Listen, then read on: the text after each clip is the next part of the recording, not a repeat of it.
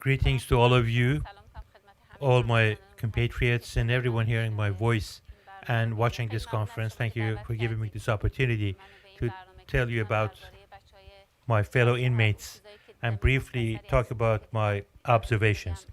The fact is that my words cannot convey enough for anyone to realize what has happened in those years. Events that, despite the passage of more than 32 years, cannot possibly be forgotten and continue to have their influence. I was in prison from 1981 to 82 and then again from 1986 to 91. On both cases, I was arrested on charges of being a supporter of Mujahideen. First time I was a 15-year-old girl, high school student. There were other 13 or 14-year-old kids in the prison, all the way up to older mothers. I witnessed the killings of 1981 as well as the massacre of 1988. I'm basically a survivor. I saw the creation of a generation of women in resistance. They started with expression of discontent because of the regime's limiting of freedoms. They were protesting, they were supporters of the Mujahideen. Many were arrested at very young ages. In many cases, two sisters of the same family were there. One was tortured and executed, and the other sister was witness to that. These are the kinds of things I witnessed in 81 and 82. But when I was re-arrested in 1986, I was in fact faced with another generation, something totally different. When they were taking me to the cell, I heard a lot of noise. I tried to look from beneath the blindfold what was happening. There was a sister, her name was Elahe Daknama, who was later martyred in the massacre. They were dragging her on the floor, beating her. They wanted to transfer her to another section against her will, and she simply wouldn't submit. The regime didn't know what to do with this resistance. That was basically the decision made for the massacre. The decision was made long time before it was enacted.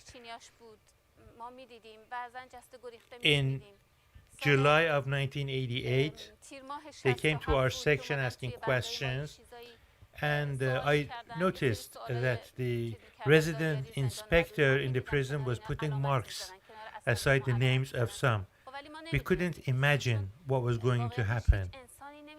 It was so unimaginable to execute so many people in a 1 month period. Even now, it's difficult to imagine. All these prisoners were already sentenced. Many of them should have been freed. Farhanaz Zarfchi was a student who had been arrested. She was 15 or 16 years old at the time of arrest.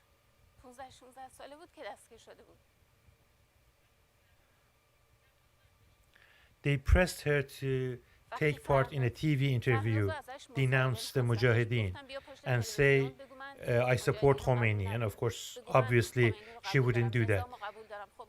Then they put pressure on her family. Hossein Zadeh, the director of the prison, pressed the family to convince or actually force her to write a document and repent from her briefs. She did not submit. They executed her during the massacre.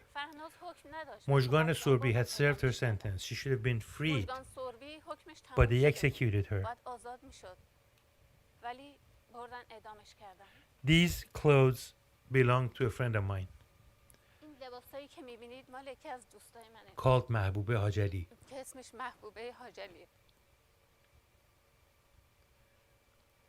We were arrested together. She was a few years older than me. She taught many things in prison to me. It was a while since I last was in prison. I didn't know many things, and she explained things one by one. She told me about the history of things, and she told me about the tortures committed against prisoners.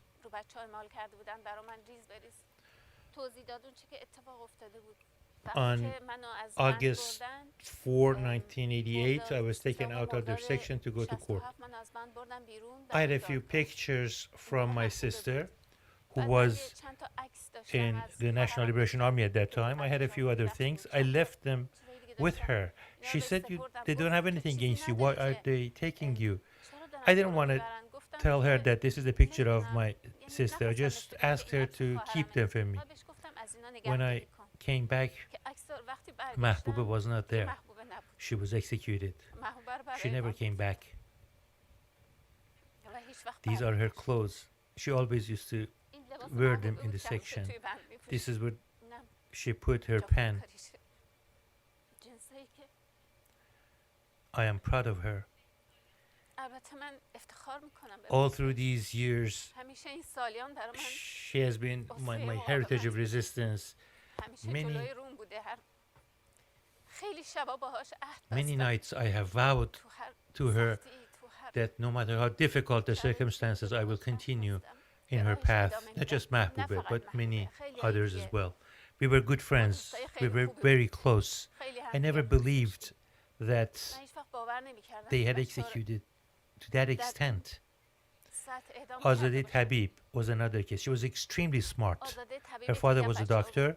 There were 3 sisters who had all been arrested, not at the same time though. For Azadeh, that was the second time in prison. She used to teach classes. Since we had free time, she would teach mathematics, and I liked very much to go and learn from her. Azadeh was beaten very badly.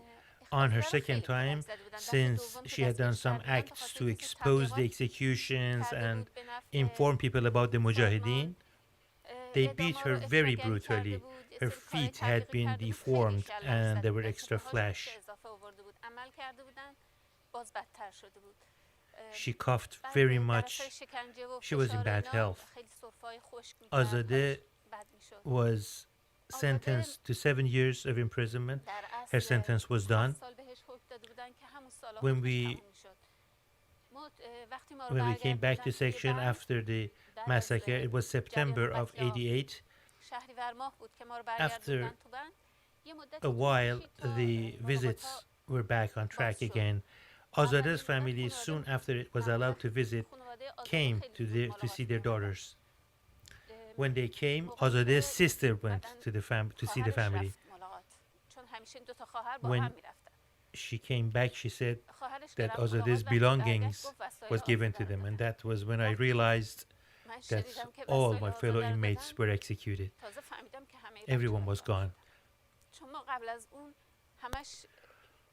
Before that, although there was no one left in the prison, in the section, we always thought they might have been transferred. We looked for some signs of them. Maybe they are being hidden from us. We continued to look for them. But when Azadeh's sister went to visit the family and came back, that was when I realized that everyone was executed.